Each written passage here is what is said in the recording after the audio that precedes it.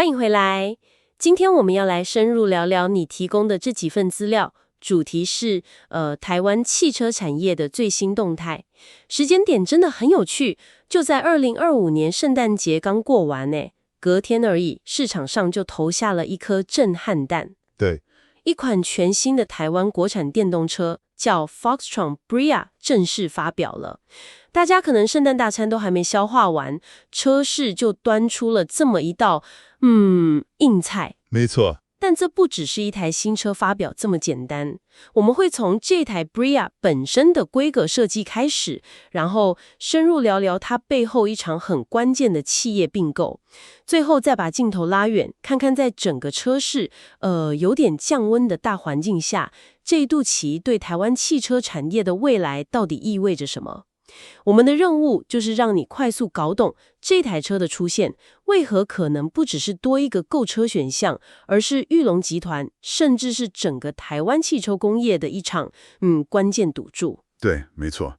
这件事最值得完美的地方，就是我们在同一个时间点上同时看到了3件事，一个是划时代的产品，一个是教科书级的商业策略，还有就是一场高风险的市场豪赌。这3件事它交汇在一起了。Foxtron Bria 这款车本身就是软体定义汽车，就是那个 SDV 趋势的具体展现。然后鸿华先进反过来去收购纳智捷，这个操作其实就是一个非常经典的我们讲的垂直整合。而最刺激的是，这一切都发生在台湾整体车市正在降温的逆风时刻。所以这就让裕隆集团这次的转型显得格外大胆，也格外有看头。好了，那我们就先从产品本身开始吧，来拆解一下这台 Foxtron Bria。你可能对它的原型车不陌生，就是之前大家高度关注的那个 Model B。对，讨论度很高。但现在量产版出来了，挂上一个全新的品牌，叫 Foxtron。这次一共推出3个车型，而且那个首发限定价，我觉得非常耐人寻味。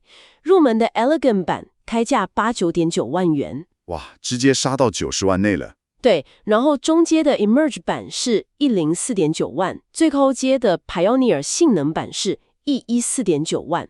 这个价格带很有意思，就是它直接插进了目前国产 CUV、进口掀背车，甚至是一些入门电动车的战场。短兵相接了。没错，火药味十足。这个定价策略确实非常有野心，等于是宣告他不想只做个小众产品，而是要直接抢那个主流市场。但价格有竞争力，产品本身也要够硬才行。我们先看设计和空间好了，这部分有2个亮点。第一，它的外形是跟意大利知名的设计公司 Pininfarina 合作的，血统很纯正。Pininfarina， 法拉利的御用设计公司就是那个 Pininfarina。你看它车头有个叫 S-Duct 的导流设计 ，C 柱还有气帘，这些都不是装饰品哦。他们是真正为了空气力学服务的，最终让它的风阻系数压低到只有 0.26 CD。哇， 0.26 CD， 这在同级距的车里算是非常非常顶尖的数字了吧？绝对是。对电动车来说，风阻低就直接等于续航力提升。对，续航力，每一度电都能跑得更远。完全正确。第2个亮点，也是我认为电动车平台最大的魅力所在，就是它的空间魔法。空间魔法？你看资料，这台车的车长只有 4.3 米。4.3米很少对，这是一个非常灵活的都会小车尺寸，在台北市区停车简直是福音。但得益于电动车专用平台的优势，它的底盘是平的，电池都铺在下面，所以4个轮子可以尽量往车身的4个角落推。结果就是它的轴距被拉长到了惊人的 2.8 米。等等，车长 4.3 米，轴距却有 2.8 米，这比例听起来有点不可思议。对，这不就代表它有着小车的灵活度，但车内空间却逼近中型房车的水准？没错。光是这一点就打中很多台湾家庭那种一车多用的需求了吧？这就是它最厉害的地方。而且这是传统燃油车在结构上很难做到的功能性优势。你可以想象成它把整个引擎室的空间都还给了乘客舱。外形跟空间听起来很吸引人，但大家买电动车最关心的还是性能跟续航。这部分 Bria 的规格也给得很大方，全车系都采用57.7 kWh 的 LFP 风酸铁锂电池。供应商是宁德时代。在安全性和成本上取得了不错的平衡。快充用的是目前欧洲主流的 CCS2 规格。动力数据上，后驱版的 Elegant 和 Emerge 车型马力有229匹，0到100公里加速是6.8秒。NEDC 标准下的续航有516公里。但如果你是追求热血的人，顶规的 Pioneer 性能版是双马达4轮驱动，马力直接突破400匹，这个就很猛了。0到100公里加速只有3.9秒，3.9秒耶，这已经是100万跑车的等级了。真的，用一台国产电动车做到真的不简单。不过这里有个有趣的细节哦，官方规格表上还特别注明，这个加速成绩是扣除起步时间。等等，扣除起步时间是什么意思啊？这听起来有点像运动比赛的术语，车厂这样标示是常态吗？还是他们想特别强调什么？这是不是有点灌水嫌疑啊？你问到点上了。这个在汽车圈里通常叫做 rollout， 也就是说，车辆实际开始移动一小段距离之后才开始计时。原来是这样。对，这在一些美国的汽车杂志测试中很常见，因为他们模拟的是赛道上用那种特殊计时设备的场景。这样测出来的成绩通常会比你从完全静止就开始计时的0到100快个大概0.1到0.2秒。所以车厂把它标示出来，一方面可以说是我很严谨，我告诉你测试的标准，但另一方面呢，也确实能让那个数字看起来更漂亮一点。这算是一个灰色地带的行销话术啦，但至少他们诚实的标出来了。原来如此，学到了。那除了硬体规格，内装的软实力呢？现在大家都很看重车内的科技体验。这正是 Foxtron Bria 最核心的卖点，也就是它软体定义汽车的理念。软体定义汽车？对，这不只是在车里放一块大荧幕而已。你看，标配的9.2寸的数位仪表和15.6寸的悬浮式中控大荧幕，整合了无线 Apple CarPlay 和智慧语音控制，这些都是基本功。真正重要的是，它支援 OTA， 也就是云端更新技术。OTA？这就是软体定义汽车最可怕的地方，它让车子的价值不再是出厂时就固定了，而是像你的 iPhone 一样，可以透过软体更新，不断增加新功能，优化使用者体验，甚至提升效能。你的车是会长大的。这个概念很有趣。对，这也意味着鸿华的思维模式可能从一开始就不是在跟传统车厂比硬体，而是在跟科技公司比那个生态系。等于是把消费性电子产品的迭代逻辑搬到了汽车上。完全正确。另外一个很有诚意的点是 Level 2等级的智慧驾驶辅助系统是全车系标配。哇，全车系标配，这在100万内的级距里是非常非常有竞争力的。还有一些很贴心的配备，像是中阶以上车型标配了52公升的前行李箱、双前座通风座椅、360度环境影像等等。前行李箱这个很实用。对，尤其那个双前座通风座椅，你只要在台湾夏天开过车，就知道这不是什么豪华配备，这是人权配备。人权配备，这个形容太贴切了。他们把这个放进来，代表团队真的有在思考在地驾驶的需求，而不是只是把国外的规格照单全收。规格听起来真的很到位，几乎是把市场上的主流配备都给你了。但这就让我更好奇了，打造这样一台车肯定不便宜，而且是用一个全新的品牌 Foxtron 来推，这背后到底是怎么样的商业考量才会下这么大的赌注？我看资料里提到，这台车的发表背后其实是一场高达7.8亿元的交易。是的，这就是故事的第二层了。在 Bria 发表前夕，由鸿海和裕隆合资成立的鸿华先进，也就是 Foxtron，花了7.876元，从裕隆汽车手中100%收购了纳吉捷 Luxion 汽车的股权。这听起来有点像左手换右手，都是裕隆集团内的资产转移。但我有点不懂，鸿华自己从零开始建立通路，不是更干净吗？收购纳吉捷虽然有了现成的网路，但会不会也继承了一些过去品牌的包袱或既定印象？这真的是一步好棋吗？这是个非常好的问题，也正好点出了这步棋的精髓。如果用一个词来总结，就是垂直整合。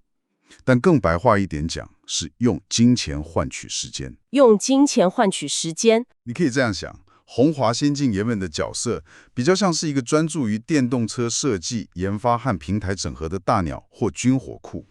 他们有顶尖的技术，但缺乏直接面对消费者的双脚，也就是销售和服务通路。啊，我懂了。从零开始建立一个遍布全台湾的销售据点和售后维修中心，需要花多少时间、多少钱？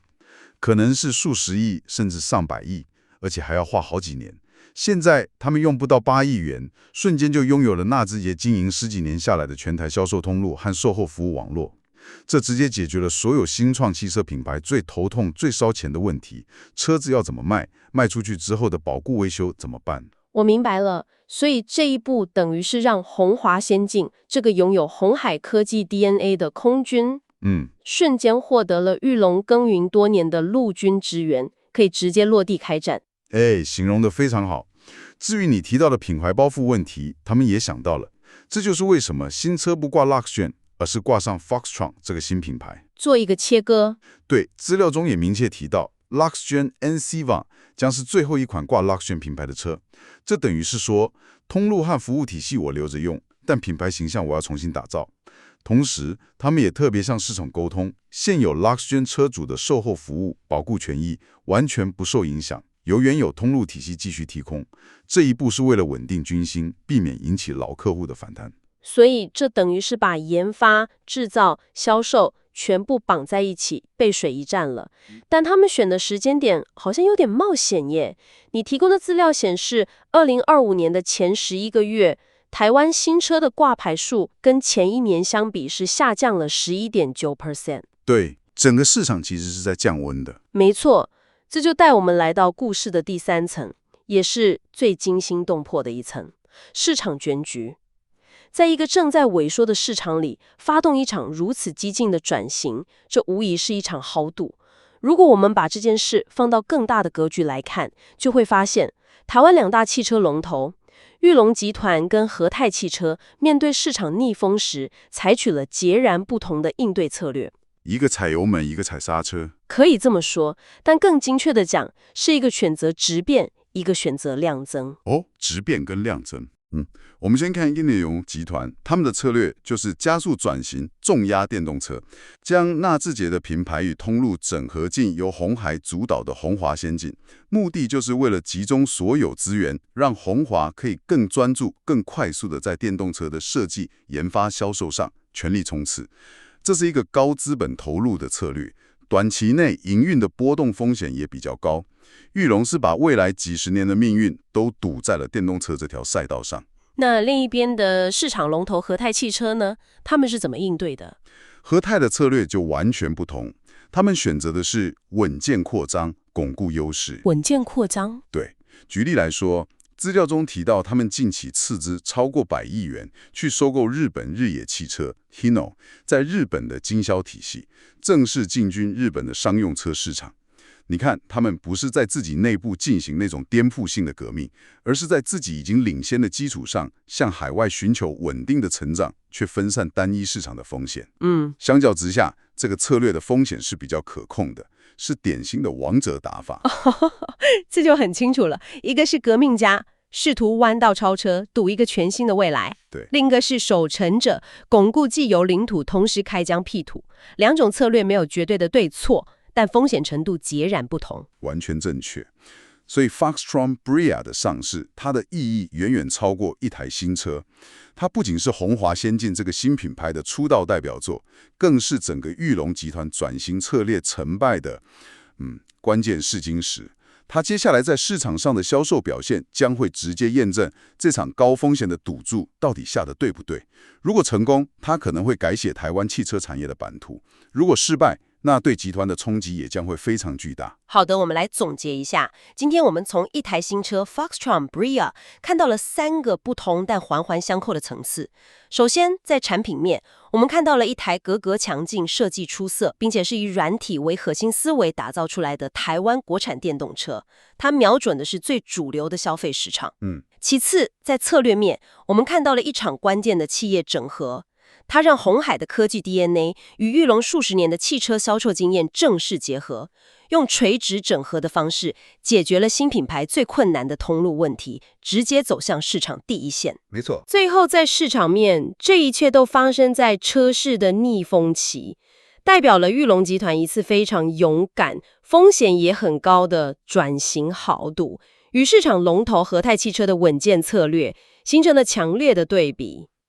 这次的资料其实一直围绕着一个核心概念，就是软体定义汽车。这也引出一个值得你继续思考的问题。当鸿华先进这样的公司背后有鸿海这种世界级的科技制造巨头支持时，他们造车的思维其实更像是打造一个大型的可以移动的消费性电子产品。对。那么你想想看 ，Foxtron 未来的真正竞争对手还会是传统的 Toyota、福特这些汽车公司吗？